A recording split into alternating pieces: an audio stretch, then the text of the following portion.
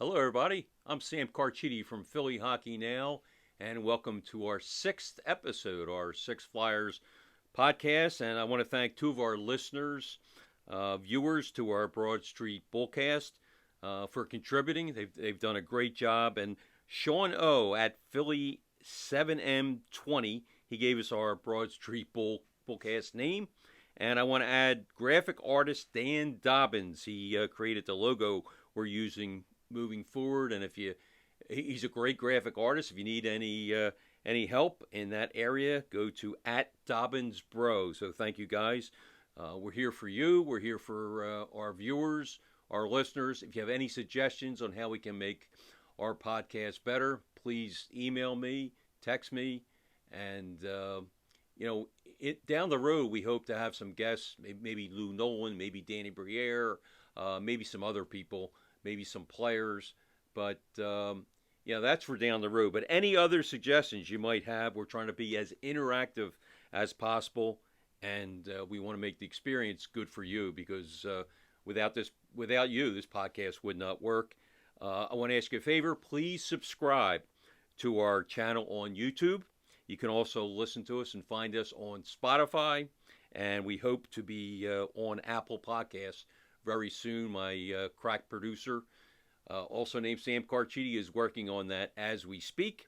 And without further ado, we're going to jump into this week's show. It's a slow time right now, where development camp, of course, just ended, and we're waiting for rookie camp in September, and then the real training camp starts right after that, and then the season gets underway in mid-October. So the dog days of summer are here, but we're still talking hockey. And not a lot of big news during the week, but still some news. The highlight of the week was that for the Flyers anyway, they re-signed 3 restricted free agents. Morgan Frost was probably the biggest name. Of course, he has a great chance to be the third center for the Flyers this year. They also signed Isaac Ratcliffe, another RFA, and they signed Tanner Laczynski, who has a lot of versatility. He can play either wing, he can play center. But as I said, Morgan Frost is the key out of those 3. He's favored to win the third line center spot. Laczynski is in the hunt. He could either be a 3C or a 4C. I would say Isaac Ratcliffe right now is a long shot to make the team. When they signed Nick Deslauriers, that probably put him back in the Phantom. So Ratcliffe is probably going to start the year at least with the Phantoms. But I want to talk a little bit more about Morgan Frost, though, because he played, believe it or not, 55 games for the Flyers. It didn't seem like he played that many last year, but he did. More than got his feet wet. He's no longer a rookie. And he even admits this is a prove-it year for him. And it is. But, a lot of people are a little down on Morgan Frost, but I think you have to be patient with him, much like the Flyers are patient with Sean Couturier. Morgan Frost is just 23 years old. He dominated junior. He scored over 100 points twice while he's in junior, and the OHL had 109 points in just 58 games in 18-19. Came up right after that, played for the Phantoms, had 13 goals in 42 games, and was a big contributor for the Phantoms. He has not had as much success, of course, in the NHL. He has just 7 goals, 16 assists in 77 games. That's spread out over 3, maybe even 4 years, a game here or a game there. But 7 goals in 77 games, you say, isn't going to cut it, and it won't. But the kid is still young. He's got lots of promise. He's just improving and learning the defensive game. And will this be a breakout year? Probably not. But will it be an improved year? I think if you get 11, 12 goals from Morgan Frost this year, you'd be satisfied and you get solid defense. But remember, Sean Couturier, who was bigger and stronger than Morgan Frost, was in a similar position. He played in the Q, had 2 96-point seasons, and was not very productive offensively with the Flyers. He was a great defensive player for several years, but really never broke through in the NHL on offense. And how he handled Evgeny Malkin with the Penguins and others. He was assigned to the top some of the top players around the league. And but it took him a while. When he was 23, same age as Morgan Frost, he had just 11 goals in 63 games. 2 years later, he convinced the Flyers he needed to be moved up in the lineup. He's more than a defensive player, and he exploded. He had 31 goals that year, and he was 25 years old. So my point is, Morgan Frost is only 23. Be very patient with him. Morgan Frost can develop, and hopefully he will develop with the Flyers. Hopefully they don't trade him too soon, and he develops with another team. So, keep the faith with Morgan Frost. This is a big year for him, and I think Morgan Frost is going to show that he belongs in the NHL. Another interesting tidbit with the Flyers this week. Tuesday, McKean's Hockey, and I love McKean's Hockey. They do a great job. They have people scouting the junior players and college players all over North America, and tip of the cap to Brock Otten. He's their scouting director, and he does just a tremendous job. But anyway, this week they came out with the preliminary top 16 for the 2023 draft. Why is that important to the Flyers? Well, if you look at it on paper right now, and I looked at it pretty closely, I think there's 8 teams.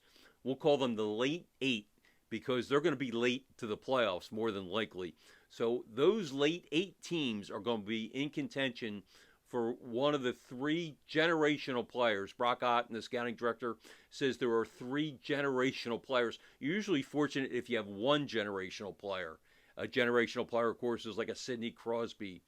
I wouldn't say Claude Giroux is a generational player, but he's close. And Connor McDavid, of course, generational player. There aren't that many, but this one draft has 3 of them, according to McKean's. And the Flyers have a decent chance to get one of them. Of course, a lot depends on how they and the other teams play. A lot depends in the draft lottery. But let's just talk very quickly the 3 in order by McKean's. First one's not a surprise. You all know him. Center Connor Bedard has dominated the WHL in the last couple years. He's still a young kid, and he should go number 1 by all accounts. But center, Adam Fantilli is not far behind, USHL player. He is committed to the University of Michigan. Interestingly, McKean compares him to Alexander Barkov and also to Anze Kopitar. If he turns out to be as good as those players, whoever gets him is going to be thrilled. And again, the Flyers should be in the running for him. The third player is a right winger from Russia's KHL, Matvey Mishkov, and he's a small guy. He's going to get bigger and just has so much creativity on the ice. Think of Artemi Panarin, and he is also called a generational player. Now, with him, there's a caveat, of course. Who knows what the political situation will be with Russia at this time next year, next June, when the draft is held. Will that knock him down? If Russia is still in the same situation as we're in now, that could push him down in the draft. But again, it's very unusual to get one generational player. I don't think we have one in this 2022 draft.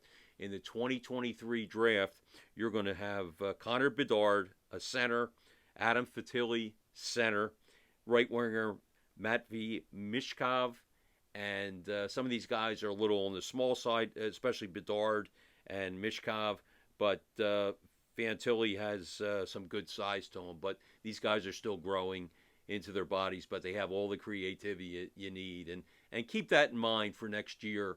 I know it's a year away, just about 11 months now, but these guys are already on the Flyers' radar and some of the other teams. To me, the 8 teams that are going to be in contention for one of these 3 guys, and I guess Arizona would be one without a doubt, Montreal without a doubt, the Flyers are certainly in there, Chicago, Buffalo, Seattle, and 2 West Coast teams, San Jose, which is named Quinn as its coach, and Anaheim. So keep that in mind as the season progresses, because those are the 8 teams that right now on paper look like they'll be in the battle for one of these generational players, great players, and they could help turn the Flyers around. One of them could help turn the Flyers around, along with some of the other draft picks that they've selected in the last few years. We'll be back after a short break with the mailbag. We got some great questions again, and stay tuned, and thank you for joining us. Hello, and welcome back to our Broad Street Bullcast. I'm Sam Carchidi with Philly Hockey Now, and we're going to one of my favorite parts of our podcast, our mailbag, and I want to thank everybody. You guys asked great questions. We got a ton of them again today. Unfortunately, can't get to all of them, but really do appreciate the show is all about you. And first question comes from Professor Martin Van Baylor. He asked, with the Ivan Fedotov situation, does Philly go for a veteran backup goalie again, or ride with the guy from the Phantoms? Of course, the guy from the Phantoms is Felix Sandstrom, and he had a very good year with the Lehigh Valley Phantoms last year, and he was going to battle Fedotov for the number 2 spot behind Carter Hart. For those who don't know, Fedotov starred in the KHL last year, and he's a real comer, 25 years old, ready to make his mark, I think, in North America. Unfortunately, he cannot get out of Russia. He's in the Navy now, in the Russian Navy, and as a result, Felix Sandstrom now is the favorite to win the backup spot. There will be a couple other guys in the competition. I think he will be given the chance to win the job, but if he falters and there's still some guys out there, let's just say he does not have a good exhibition season. Right now, there's still some veterans out there, Corey Schneider and Andrew Hammond, guys like that. But right now, I think that job is probably Felix Sandstrom's to lose, and he looked impressive in his few games of the Flyers last year. He's not a kid. He's 25 years old. He's actually older than Carter Hart. And, he's got a pretty good resume. So I think right now they're kind of committed to him. And the only way he doesn't make the team is if he really falters dramatically in the exhibition season. Second question comes from Mike Evangelista. He says, am I crazy for feeling okay about this year and going forward? I think the Johnny Gaudreau contract would have handcuffed us. Maybe if he's 24, I go for him. He says, I'm also excited to see what the kids will do and what Tony DeAngelo will do, and about the Tortorella factor. Of course, Torts is the new coach, his first year with the Flyers. He also says, we'll be better than people think, surely better than last year. Well, Mike, not to bust your bubble, it's almost impossible for them not to be better than last year. Of course, they had 61 points, second worst record in franchise history. But I think that this year they almost have to be better with Coots back. Maybe not full strength right away, but eventually he will be at full strength. I think Kevin Hayes will be at full strength. He played a lot in the last 6-7 weeks of the season last year. Coots, of course, is coming back from the back surgery, and it may take him a little bit longer, but they're going to be better. There's no question. Ryan Ellis, of course, is the key. Can Ryan Ellis play meaningful minutes? When will he be back? Will he be back in late October? Maybe in November, December? We don't know. That's the big question. That's the key to the season. I hear you about Johnny Gaudreau and his contract, but I would rather have signed Johnny Gaudreau at $9.7 a year than 2 average defensemen, Tony DeAngelo and Rasmus Ristolainen. Those 2 have a cap hit over $10 million, so that would have paid and more for Johnny Gaudreau. They're just average defensemen. I will say that DeAngelo, I'm excited to see him on the power play. He brings some offense from the blue line, and he will help quarterback the power play. But still, the bottom line is I would have gone for Gaudreau, even though that price is a little steep. So as far as the season, I see them right now as maybe a 70 to 75 point team. They had 61, as I mentioned, last year. Of course, if Ellis plays a majority of the games, they will have more points than that. But right now, we just don't know about Ryan Ellis, and Chuck Fletcher says he doesn't know. So, I think that is going to play out as we get closer to training camp.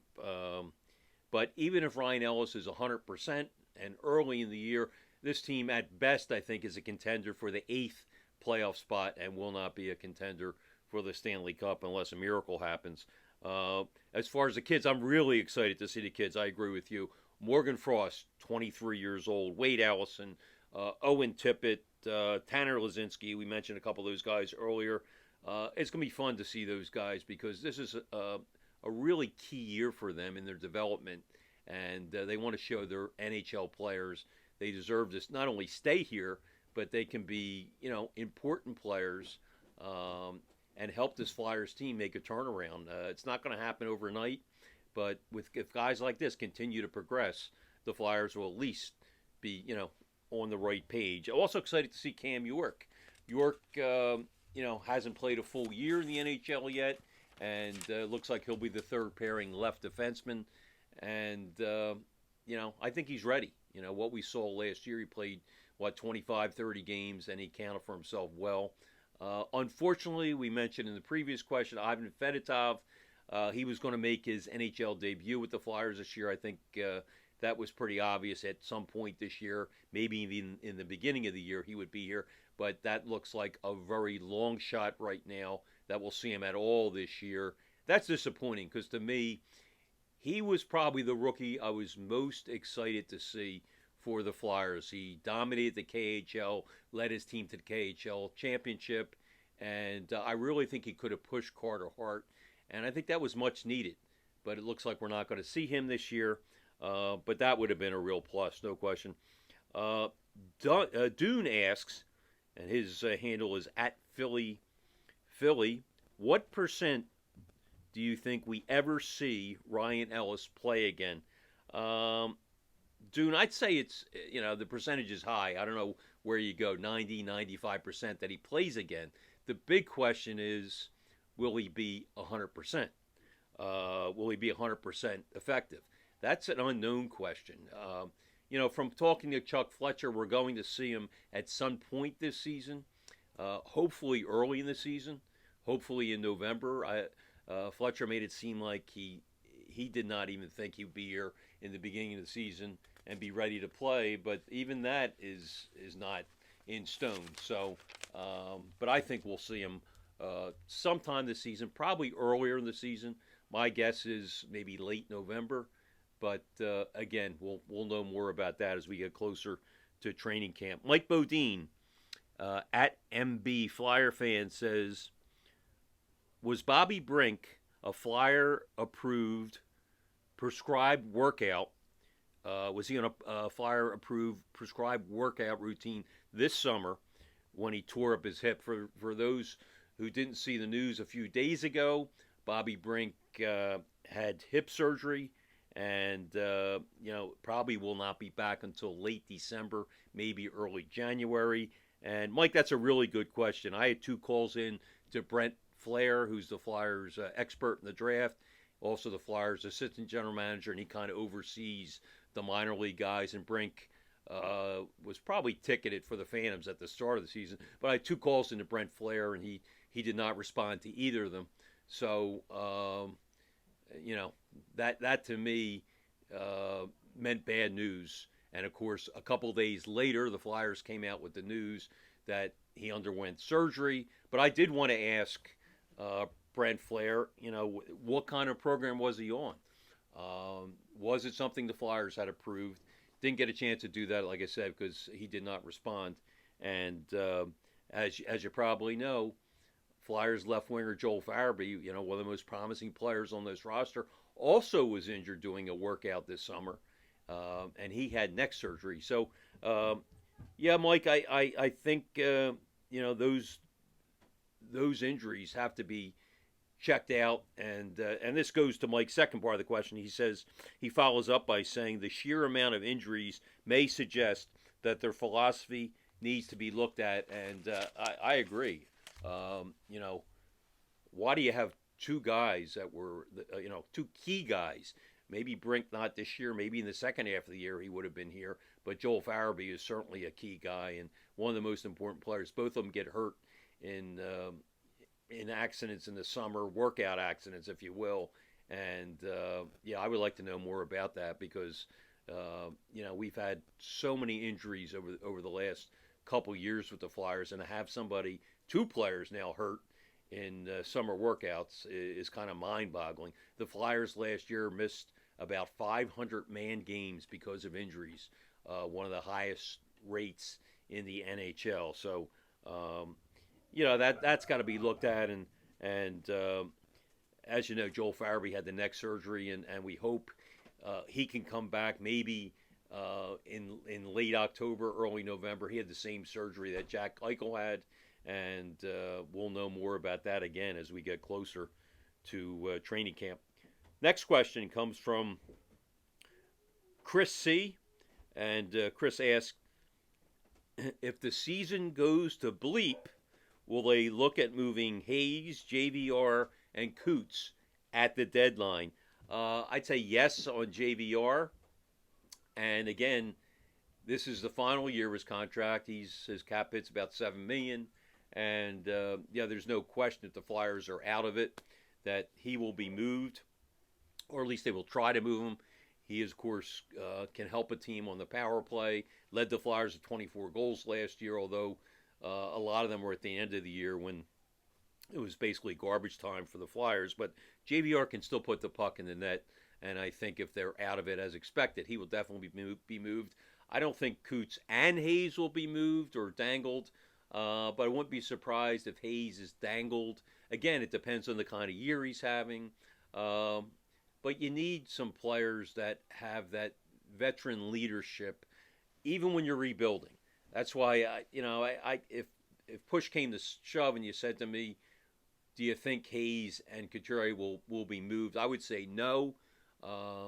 Better chance that Hayes does, but I don't think they will. I think you need some veterans. That's why I always for getting Johnny Gaudreau here, because you can build around a star like that, and you can also build around very good players like Sean Couturier and a good player like Kevin Hayes. So, and I doubt, we talked earlier about how the 2023 draft is going to be really stacked. So I doubt you're going to see teams giving up first-round picks, knowing that the 23 draft is going to be, really one of the best in recent history. Patrick Martin asks, what is the realistic time frame before management can put a strongly competitive team on the ice each night? He asks 2 years, 4 years, 6 years. I say if it's done right, it would probably be 3 years, Patrick. And we can use this year's Colorado Avalanche as a great example. They had 48 points at the bottom of the pack in 2016-17. And 3 years later, they were on a 108-point pace. That season only was 70 games because of COVID, but they were 42, 20, and 8. So think of that. They went from, and let's just use that pace. So think of that. They went in 3 years from 48 points to 108 points. And then 2 years after that, this year, of course, they won the Stanley Cup. So, if it's done right, and Colorado did it right. They rebuilt, they used young players, they made the right draft picks, and they improved, if my math is correct here, by 60 points in 3 years. So it can be done that quickly. Another recent example is the New York Rangers. They had just 77 points in 2017-18, and you fast forward to this year, 4 years later, they had 110 points, and they were a legitimate Stanley Cup contender, and they will be a Stanley Cup contender next season. So, that's a good time frame. If you do it right, 3 years, 4 max, you can be a Stanley Cup contender. So, have some hope with the Flyers. They have some young guys they can build with, and there's going to be growing pains. There's no question about it. But watching a team build can be fun if it's done right. And but I want to thank everybody for watching or listening. I want to thank my great producer, my son Sam, who does an awesome job each week. And thank you, especially, though, for tuning in. And as the late, great Gene Hart was fond of saying, good night and good hockey.